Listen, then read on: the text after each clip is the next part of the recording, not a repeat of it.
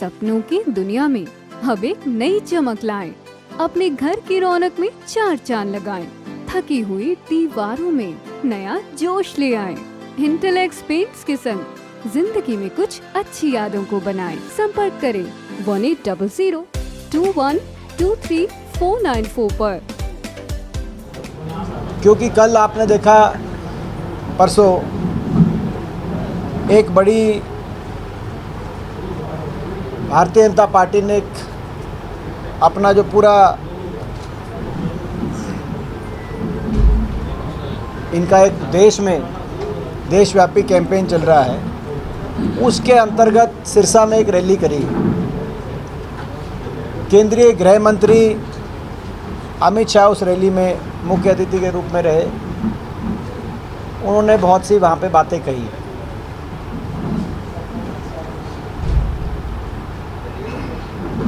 उनके भाषण में को आप अगर गहराई से देखेंगे तो कई बात सामने आती है। पहला तो बार बार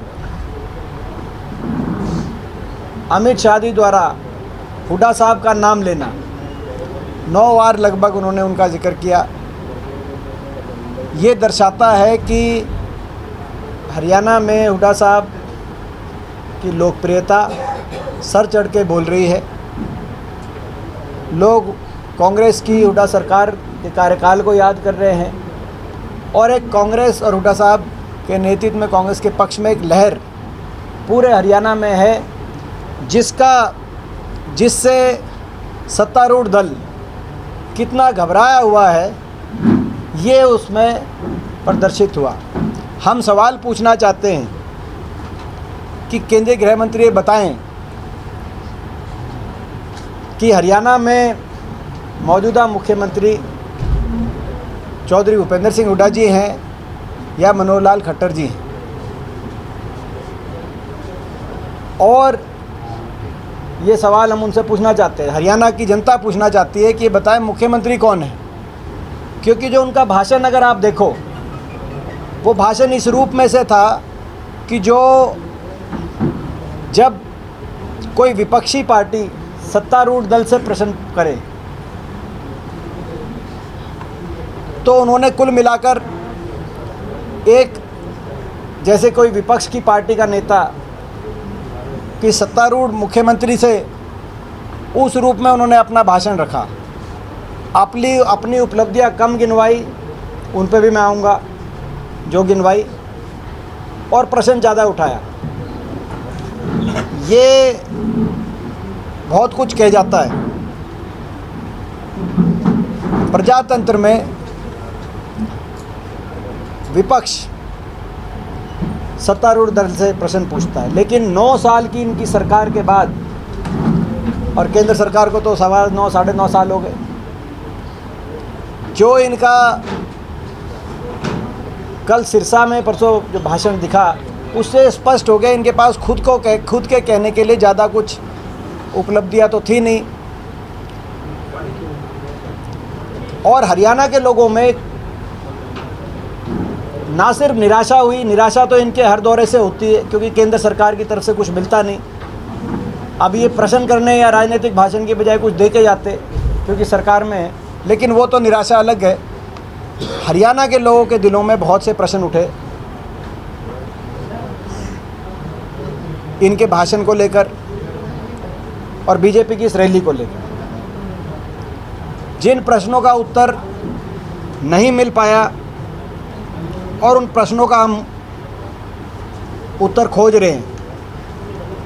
पहले तो मैं एक बात बताऊं आपको, मैंने जैसे कहा कि भाई उन्होंने 9 बार जिक्र किया, हुड्डा साहब का बार बार जिक्र किया।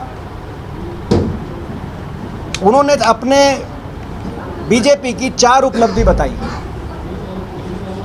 बीजेपी पार्टी की सरकार की, खट्टर सरकार की, उन्होंने कहा कि 4 संस्था, बहुत सारे संस्था बने, जिसमें से 4 संस्थाओं उन्होंने जिक्र किया, नाम लिया। आप ये देखो कि 9 साल की सरकार के बाद वो चारों संस्थान, मैं एक एक करके उनके चारों पे आना चाहूँगा।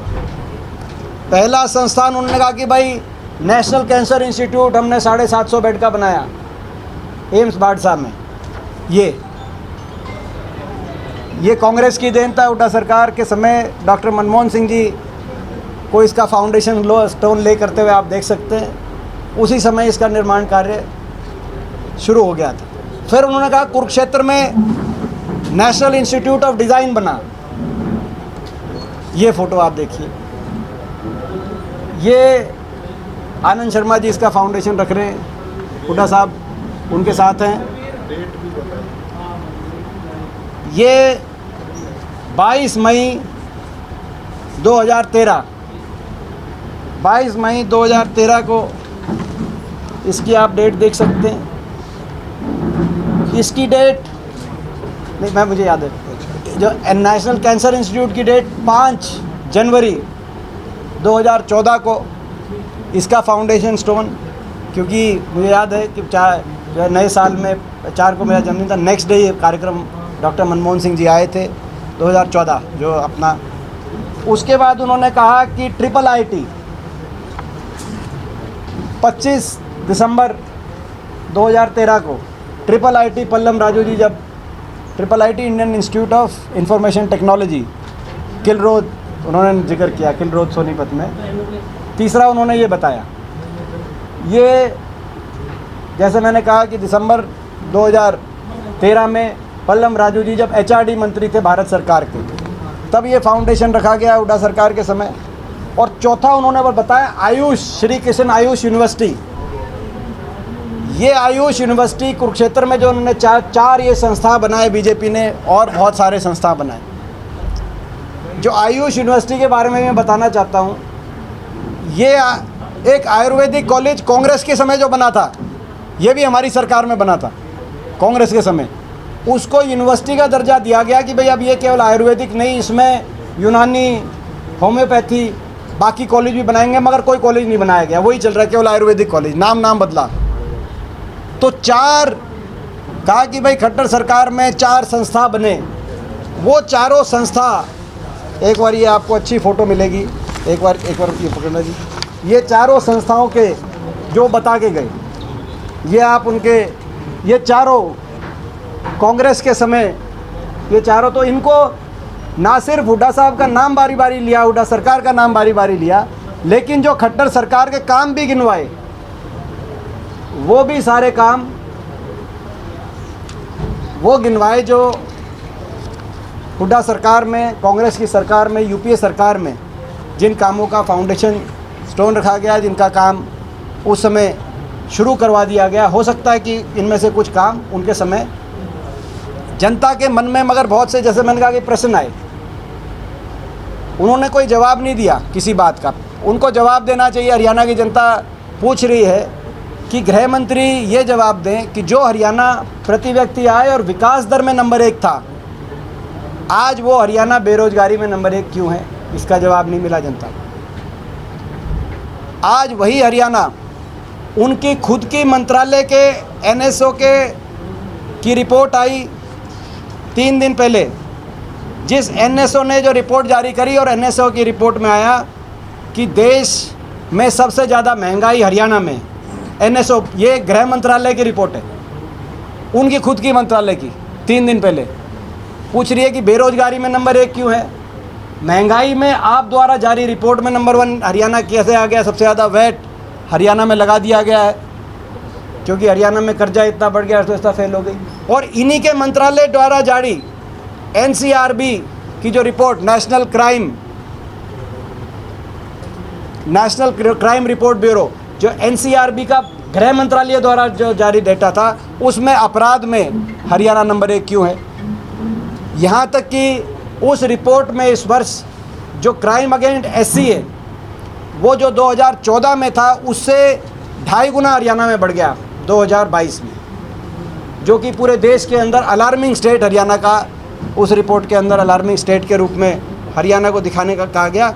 और उसी रिपोर्ट में नेशनल क्राइम, जो अपराध की रिपोर्ट है, एक तो क्राइम अगेंस्ट SC में हरियाणा देश में नंबर 1, एक क्राइम अगेंस्ट विमेन में हरियाणा देश में नंबर 1, और एक उन्हीं गृह मंत्रालय द्वारा जारी रिपोर्ट में सामाजिक प्रगति इंडेक्स SPI, इसमें हरियाणा देश का सबसे असुरक्षित राज्य जिसमें लगातार सरकार को कहीं लाठीचार्ज करना पड़ रहा हो, कहीं जो है पुलिस बल का प्रयोग करना पड़ रहा हो, देश का सबसे असुरक्षित राज्य, ये केंद्रीय गृह मंत्री द्वारा जारी रिपोर्ट में, उनके मंत्रालय द्वारा जारी रिपोर्ट में, तो हरियाणा देश में बेरोजगारी में नंबर क्यों बना आपने बताया नहीं 9 साल में। हरियाणा देश में महंगाई में नंबर 1 क्यों है, आपके मंत्रालय ने रिपोर्ट जारी करी, आपने बताया नहीं। हरियाणा देश में अपराध में नंबर 1 कैसे बन गया, आपने बताया नहीं। हरियाणा देश में नशे से रिलेटेड डेथ्स में पीछे एक रिपोर्ट आई थी, उसमें हेल्थ मिनिस्ट्री द्वारा जारी रिपोर्ट थी, भारत सरकार द्वारा। तो भारत सरकार की रिपोर्ट के अनुसार जो है ओवरडोज रिलेटेड जो नशे की संबंधित जो डेथ्स थी, उसमें हरियाणा पंजाब को ओवरटेक करके नंबर 1 पे पहुंचा। उस बारे में आपने कुछ बताया नहीं। आज नशे में, बेरोजगारी में, महंगाई में, अपराध में हरियाणा नंबर 1 बन गया। विकास में जो नंबर 1 हरियाणा होता था, लोग सोचते थे इनका आप जवाब दे के जाओ। ना तो ये बताया आपने, काम तो गिनवाए, मगर जैसे मैंने कहा कि वो काम गिनवाए जो हमारी सरकार के समय जो काम हरियाणा में करवाए गए, मगर आपने वो काम नहीं गिनवाए और उनका हिसाब हम मांगना चाहते हैं जो हमारी सरकार के समय मंजूर किए थे भारत सरकार ने। मगर वो सारे प्रोजेक्ट हरियाणा से बाहर चले गए, जैसे कि रेल कोच फैक्ट्री आनी थी गोहाना और जींद के बीच में, जो कि अभी चली गई बनारस में। National defence university doctor Manmohan Singh ji ने फाउंडेशन रखना था, रक्षा विश्वविद्यालय जो बनना था गुड़गांव में, वो नेशनल डिफेंस यूनिवर्सिटी गुजरात में चली गई, स्थानांतरण हो। एक ही नेशनल डिफेंस यूनिवर्सिटी बननी थी गुड़गांव में, डॉक्टर मनमोहन सिंह जी ने और AK एंटनी जी ने और हुड्डा साहब ने उसका फाउंडेशन रखा था, वो वहाँ चला गया। एम्स, ये जो एम्स बाड़सा के अंदर एम्स की बिल्डिंग के, एम्स के साथ साथ हरियाणा का एम्स अभी तक बना नहीं, और 10 और इंस्टीट्यूशन आने थे। जो आपने एक तो कहा कि 750 बेड का नेशनल कैंसर इंस्टीट्यूट बनाया, जो मैंने दिखा दिया आपको, वो नेशनल कैंसर इंस्टीट्यूट हमारी सरकार द्वारा मंजूर इंस्टीट्यूट था। डॉक्टर मनमोहन सिंह जी ने, गुलाम नबी आज़ाद ने उसका फाउंडेशन रखा था। उसके अलावा 10 और इंस्टीट्यूशन आने थे इंक्लूडिंग एम्स, वो 10 इंस्टीट्यूशन कहाँ चले गए पता नहीं चल रहा। और इंटरनेशनल एयरपोर्ट बनना था, 4 उनको नहीं गिनवा दिए, 4 हम गिनवा रहे हैं जो मंजूर हो चुके थे।